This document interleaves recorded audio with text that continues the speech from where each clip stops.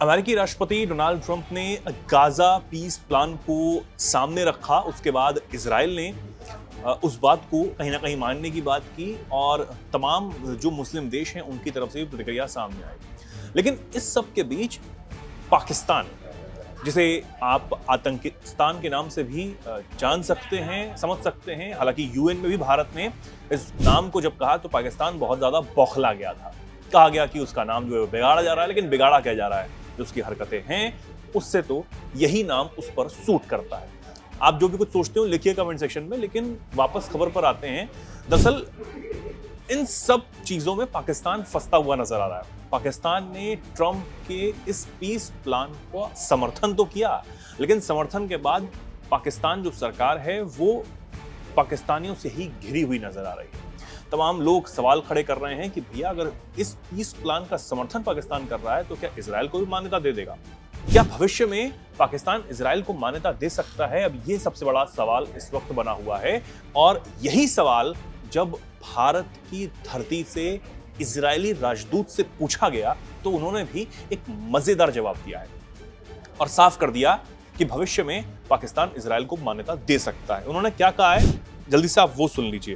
दरअसल जब उनसे पूछा गया र्यूविन अजार से, जो कि भारत में इजरायली राजदूत हैं, क्या पाकिस्तान आने वाले समय में इजराइल को मान्यता देगा, इस पर उन्होंने कहा कि आगे चलकर पाकिस्तान भी इजराइल को मान्यता देगा। मुझे उम्मीद है कि वो ऐसा करेंगे। अंततः ये एक बहुत ही महत्वपूर्ण कदम है कि अरब और मुस्लिम दोनों देश इस दृष्टिकोण के प्रति प्रतिबद्ध हैं, कट्टरपन से मुक्ति के इस दृष्टिकोण में शामिल हुए हैं। मुझे लगता है ये एक अच्छा कदम है और हम भविष्य में देखेंगे कि आखिर क्या होता है।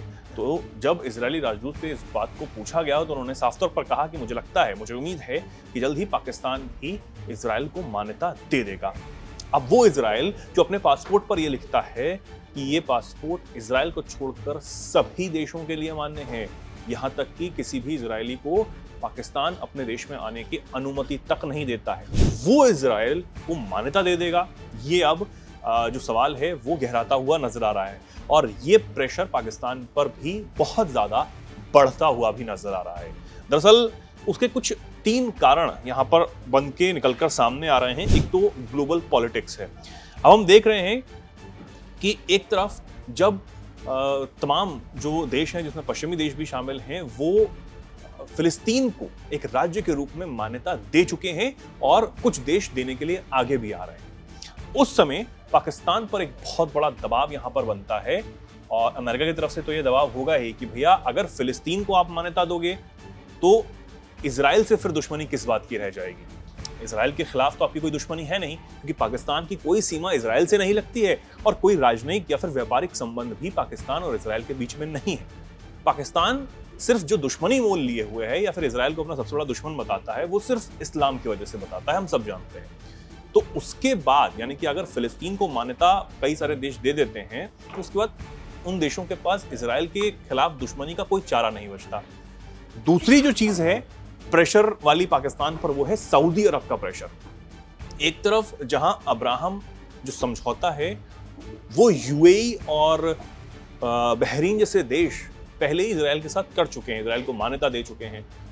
दूसरी तरफ सऊदी और इजराइल की बातचीत भी चल रही है, ये भी खबरें। अब आप जानते हैं कि सऊदी अरब जिस राह पर चलता है उसी के पीछे पीछे पाकिस्तान चलता है। सऊदी अरब जैसा जैसा कहता है वैसा वैसा पाकिस्तान करता है। तो अगर सऊदी अरब इजराइल से बातचीत में लगा हुआ है तो क्या आपको लगता है कि पाकिस्तान पर प्रेशर नहीं होगा? बिल्कुल होगा। और तीसरी जो सबसे बड़ी वजह है वो है अमेरिका और इजराइल का बढ़ता दबदबा। हम जानते हैं कि पाकिस्तानी जो अर्थव्यवस्था है वो चरमरा चुकी है, बिल्कुल खत्म होने की कगार पर है। अमेरिका से आने वाली खैरात से तमाम जो संस्थाएं हैं, आईएमएफ है, वर्ल्ड बैंक है और ऐसी जो संस्थाएं हैं, उनसे आने वाली खैरात से पाकिस्तान जैसे तैसे चल रहा है। लेकिन अमेरिका जब इजराइल को बचाने के लिए आगे आता है और अगर वो मिडिल ईस्ट में शांति करवा देता है तो इजराइल और अमेरिका की और ज्यादा जो दोस्ती है वो गहरी हो जाएगी। अब अमेरिका का अब्राहम समझौते में एक महत्वपूर्ण रोल भी है, तो यही प्रेशर जो है वो पाकिस्तान पर भी आ सकता है। पाकिस्तान को भी शायद आने वाले समय में भविष्य में इजराइल को मान्यता देनी ही पड़ जाए। अभी फिलहाल भले ही वो इस्लाम की वजह से दुश्मनी बताता हो, लेकिन आने वाले समय में ये हालात बदल भी सकते हैं। ये भी एक बहुत बड़ी तीसरी वजह निकलकर सामने आती है कि क्यों पाकिस्तान जो है भविष्य में इजराइल को मान्यता दे सकता है। अब जिस तरीके से ये बातें चल रही हैं, इसमें चाहे वो इजरायली राजदूत की प्रतिक्रिया हो या फिर पाकिस्तान पर बढ़ता प्रेशर, वो यही बताता है कि इजराइल ने अपने तरीके से, चाहे वो हमास को काउंटर करना हो या फिर मिडल ईस्ट में जो भी उसके दुश्मन हो उनको काउंटर करना हो, उसने कूटनीतिक तरीके से भी, अपने हथियारों के दम पर भी बखूबी लड़ाई लड़ी है। और आज वो पुरजोर तरीके से बात को बार बार कहता है कि हम अपनी सुरक्षा के लिए कुछ भी कदम उठाने को तैयार हैं। जब बेंजामिन नेतन्याहू ने, मुझे याद है, जब उन्होंने कहा था कि वो अपने नागरिकों की सुरक्षा और अपने देश की सुरक्षा के लिए मिडिल ईस्ट में कहीं भी जाकर ऑपरेशंस कर सकते हैं, तब भी ये मुस्लिम देश सिर्फ कड़ी निंदा कर रहे थे। जब से गाजा पर इजरायली कहर बरपा रहा है, तब भी मुस्लिम देश मीटिंग करते हैं और कड़ी निंदा के अलावा कुछ नहीं कर पाते। अभी भी जो ओआईसी की बैठक हुई, उसमें भी कोई बहुत बड़ा एक्शन लेने की बात नहीं कही गई। भले ही पाकिस्तान ने सबसे आगे आकर नाटो जैसा एक इस्लामिक संगठन बनाने की बात जरूर कही हो और ये कहा हो कि हाँ ठीक है वो लीड कर सकता है, लेकिन फिर भी पाकिस्तान के ऊपर जरा भरोसा जताना मुस्लिम देशों का कम ही है।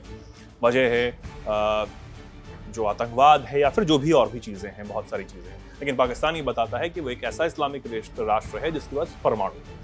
अब बहुत सारे ऐसे जो देश हैं वो इस बात को चाहते भी हैं।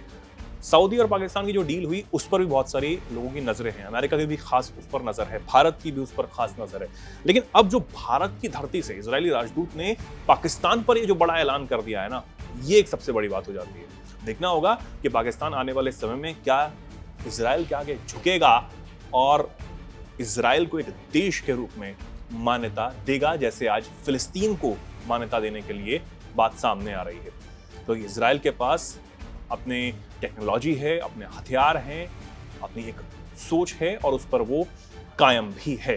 देखना होगा क्या मिडिल ईस्ट में जल्द ही शांति भी आएगी। इस गाजा पर जो ट्रंप का प्लान है, क्या वो जल्द लागू हो पाएगा?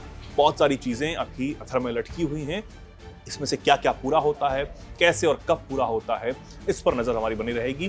फिलहाल आप इस सवाल पर क्या कुछ कहना चाहते हैं? क्या इजराइल को जल्द ही पाकिस्तान मान्यता दे सकता है? जो भी कुछ आप राय रखते हो कमेंट सेक्शन में लिखें और ऐसे ही जुड़े रहें, देखते रहें दैनिक जागरण।